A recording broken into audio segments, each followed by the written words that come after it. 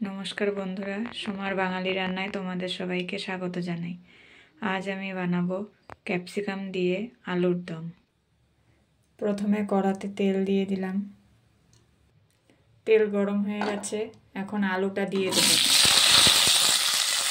দিয়ে দেব হাফ চামচ নুন, একটু হলুদ দিয়ে ভালো করে ভেজে নেব।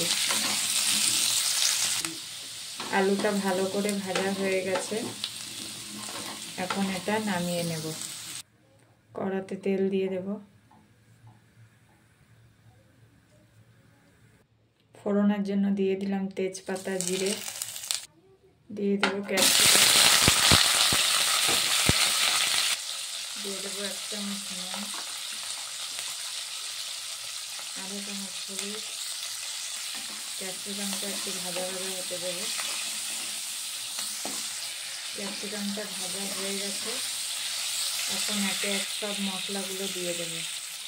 দিয়ে দেবো হাফ চামচ জিরে গুঁড়ো, 1 চামচ আদা বাটা, 1 চামচ লঙ্কা বাটা দিয়ে ভালো করে কষিয়ে নেব। এখন দেব কাজু বাদাম ও পোস্ত একসঙ্গে বেটে রেখেছিলাম, সেই মিশ্রণটা দিয়ে দিলাম। কেটে রাখা টমেটো, সামান্য কাশ্মীরি লঙ্কার গুঁড়ো, 1 চামচ চিনি দিয়ে ভালো করে কষিয়ে নেব।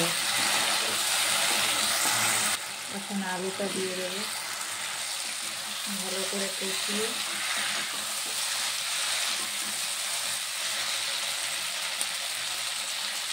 জল দিয়ে দেবো। ঝোলটা প্রায় হয়ে এসছে, এখন দিয়ে দিচ্ছি গরম মশলার গুঁড়ো আর দিয়ে দিচ্ছি কসুরি মেথি,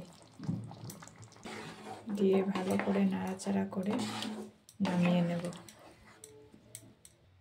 রেডি হয়ে গেল ক্যাপসিকাম দিয়ে আলুর দম।